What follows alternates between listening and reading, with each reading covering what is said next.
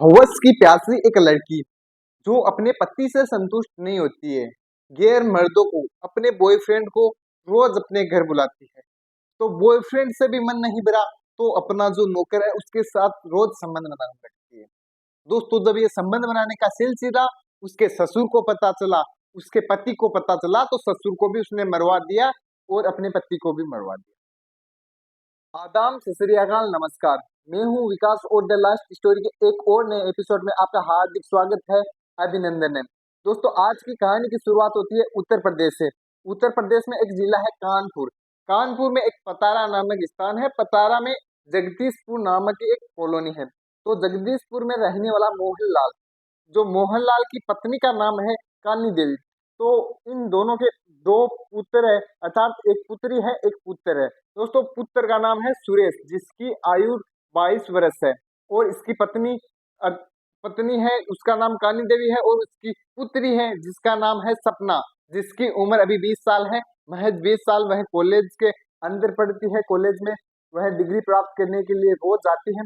पर वहीं पर उसका बॉयफ्रेंड है, जो वो भी उसी कॉलेज से है, अर्थात उसने कॉलेज में किसी के साथ ट्रू लव हो गया, सच्चा प्यार जिसे आप बोलते हो।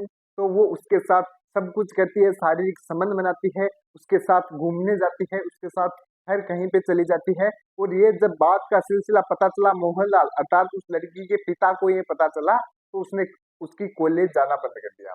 दोस्तों, उसको कॉलेज जाने से इनकार कर दिया और उसकी पढ़ाई को वहीं पे समाप्ति दे दी। और उन्होंने सोचा कि जल्द से जल्द इनकी शादी करवा दी जाए और इनको ससुराल भेज दिया जाए, ताकि ये किसी और लड़के के साथ ना चली जाए और जो ये अवैध संबंध बनाने का जो है ये उनका तरीका है वो बंद हो जाए। दोस्तों, मोहनलाल को सब कुछ पता चल गया था कि वह जो उसका बॉयफ्रेंड है, जिसका नाम है प्रीतम, प्रीतम से यह शारीरिक संबंध भी बनाती है, इसके साथ ही रहती है और इससे घंटों फोन पे बातें करती है। ये सारी डिटेल्स मोहनलाल को पता थी। पर उससे शादी न करा के वह किसी दूसरे लड़के से करवाता है, जिसका नाम है दीनाराम। दीनाराम से उसकी शादी करवाता है। और दोस्तों, 22 जनवरी 2022 को उनकी शादी कर दी जाती है यूपी के कल्याणपुर इलाके में। यूपी के कल्याणपुर इलाके में जो दीनाराम है, उसके घर उसकी शादी कर जाती है। अर्थात दीनाराम को अपनी बेटी को वह सौंप देता है कि अब यही तुम्हारी पत्नी है। और उनकी शादी भी बड़े धूमधाम से कर दी जाती है। पर दोस्तों, जो सपना है वो अपने बॉयफ्रेंड पे ही उसका मन था। वो उसी के साथ जीने मरने की कस्में खाई थी उसने, और वो उसी के साथ रहने के लिए सपने देख रही थी, सपने संजो रही थी। पर क्या है, उसके पिता ने उसकी शादी दीनाराम के साथ करवा दी। दीनाराम, जिसके पिता का नाम है कमल। अब दोस्तों, जो प्रीतम है उसका बॉयफ्रेंड, वो अक्सर उसके घर आता जाता रहता है। जब भी उसका पति अर्थात दीनाराम घर पे नहीं रहता है, तो दिन में वो आता है, उसके साथ रेगुलर शारीरिक संबंध बनाता है। दोस्तों, जब यह सिलसिला काफी दिनों तक चला, तो एक दिन जो दीनाराम है, उसका पिता कमल है, उसे पता चल गया। तो उसे पता चलने के बाद वह अपनी बहू पर निगरानी रखने लगा और उसे धमकी देने लगा कि तुम ये सब मत करो, वरना मैं सब कुछ मैं तुम्हारे पिता को भी बताऊंगा और तुम्हारे पति है अर्थात मेरा बेटा है उसको भी बताऊंगा। तो जो दीनाराम है, उसको एक बीमारी थी, वह रेगुलर अपनी बीमारी की टेबलेट्स लेता था। पर दोस्तों, जो सपना है वो भी काफी पढ़ी लिखी थी। वह कॉलेज की डिग्री प्राप्त कर रही थी, काफी होशियार थी। तो उसने जो दवाइयां हैं उसको थोड़ा बढ़ा दिया और अपने ससुर को रोज दवाई थोड़ा ज्यादा दे दी। तो धीरे धीरे करके दवाई नेक्स्ट लेवल पर चली गई और ओवरडोज होने की वजह से एक दिन दीनाराम की मृत्यु हो गई। तो दोस्तों, सभी लोग यह सोचते थे कि बीमार था, बूढ़ा था, तो इसलिए खत्म हो गया, उनकी मृत्यु हो गई होगी। पर दोस्तों, जो षड्यंत्र था वो सपना ने रचा था, उसको दवाइयों का ओवरडोज देकर उसको मौत के घाट उतारा था। फिर दोस्तों, ससुर को अपने रास्ते से हटा दिया और फिर अपने बॉयफ्रेंड प्रीतम को रोज अपने घर बुलाती, उसके साथ शारीरिक संबंध बनाती। दिन में अपने बॉयफ्रेंड के साथ और रात में अपने पति के साथ वह शारीरिक संबंध बनाती। तो धीरे धीरे यह सिलसिला उसके नौकर को भी पता चल गया, जो वहां पे नौकरी करता है, जिसका नाम सुरेंद्र यादव था। सुरेंद्र यादव को यह सिलसिला पता चल गया, तो सुरेंद्र यादव वह धमकी देने लगा अपनी जो मालकिन है उसको कि ये जो तुम अपने बॉयफ्रेंड प्रीतम के साथ सब कुछ करती हो, ये सारी डिटेल्स में मैं तुम्हारे पति को दूंगा और आपके वीडियोज भी मेरे पास है, वो भी मैं तुम्हारे पति को दिखाऊंगा। और जो तुम उनके जाने के पीठ पीछे उनसे छुप के जो काम कर रही हो वो सब बताऊंगा। तो क्या है, सपना भी काफी इंटेलिजेंट थी। वह उनसे बोलती है कि तुम्हें कितना पैसा चाहिए, ये सब मत बताओ उसे, तुम्हारा मुंह बंद करने के लिए तुम कितना पैसा लगे, मैं तुम्हें 5 लाख रुपए देने के लिए तैयार हूँ अगर तुम ये बात किसी को ना बताओ तो। पर दोस्तों सुरेंद्र राव है, वो बोलता है मेरे को इस पैसों की कोई जरूरत नहीं है, मेरे को पैसे नहीं चाहिए, मेरे को तो जो तुम अपने बॉयफ्रेंड प्रीतम के साथ करती हो वो ही मुझे करना है। तो दोस्तों यह सुनकर जो सपना है वो और भी खुश हो गई, क्योंकि हवस की प्यासी थी वो दोस्तों। अपने पति से मन नहीं भरा तो अपने बॉयफ्रेंड को वह घर बुलाती, और फिर अपने जो नौकर है उसके साथ भी यही सिलसिला चलने लगा।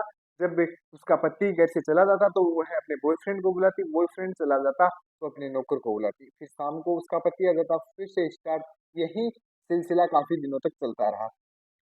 पर एक दिन जो उसका पति है कमल, सॉरी दीनाराम, जो उसका पति है दीनाराम को यह सारी घटना पता चल जाती है कि मेरी पत्नी मेरे जाने के बाद किसी गैर व्यक्ति से संबंध में आती है। उसके पड़ोसियों ने यह सिलसिला दीनाराम को बताया था, तो वह कहती है ये सिलसिला तो बताया था, तो पूरा वर्णन वो उनको बताते हैं। तो दीनाराम काफी क्रोध में आता है और अपनी पत्नी से सारी बातें पूछता है, और पत्नी जब बोलती है कि ये तो मेरा रिश्तेदार है और कुछ नहीं है, फिर भी दीनाराम नहीं मानता है, वह सारी डिटेल्स उसकी लेता है। तो उसको पता चलता था कि मेरी पत्नी है, उसके गलत संबंध किसी और के साथ है, और वो मेरे जाने के बाद रोज किसी नए व्यक्ति से संबंध बनाती है। तो यह सुनकर काफी क्रोधित हुआ वह दीनाराम, वो दीनाराम ने उसको काफी मारा पीटा और उससे नाराज रहने लगा। तो जो सपना है उसने यह अपने बॉयफ्रेंड को पूरी बात बताई, आप बीती पूरी उसको उसके सामने रखी, तो वह बोलता कि इसको भी रास्ते से हटाना होगा। तो एक दिन दीनाराम है जो किसी शादी के अंदर जाता है, तो शादी से वापस लौटते समय उसके बॉयफ्रेंड अर्थात सपना का बॉयफ्रेंड है वो और उसके साथी उसके पास आते हैं और उसको मारते हैं, पीटते हैं।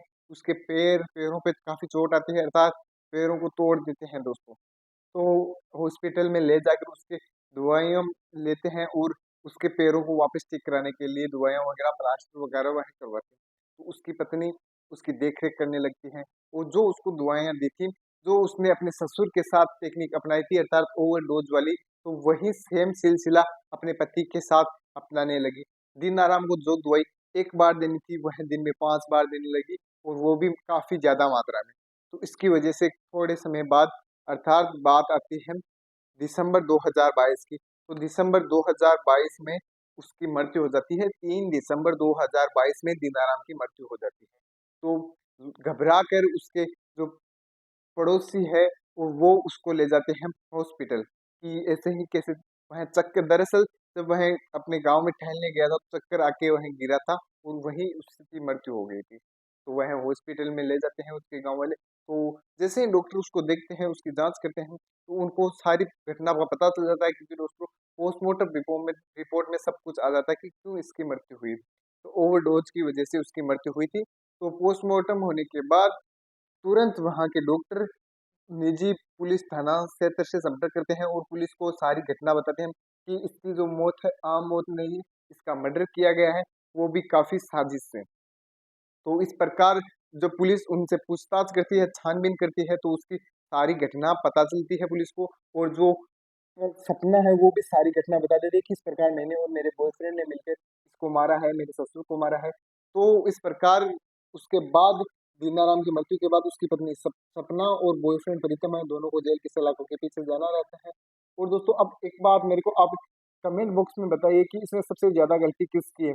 जो सपना है उसके पिता है, उसने पहले ही शादी किसी अनजान व्यक्ति से ना कराकर उसके बॉयफ्रेंड से ही करा देनी चाहिए थी, या फिर शादी के बाद वो सपना है वो गैर मर्दों से संपर्क में रहती, संबंध बनाती, वो सही था या गलत था, आप मेरे को कमेंट बॉक्स में जरूर बताइएगा। और दोस्तों इस कहानी का सुनाना किसी की भावनाओं को ठेस पहुंचाना ही नहीं है। अगर कहानी में कुछ गलती हुई तो क्षमा करना। और दोस्तों मिलूंगा मैं किसी एक और नई कहानी में, तब तक के लिए धन्यवाद। जय हिंद, राम राम।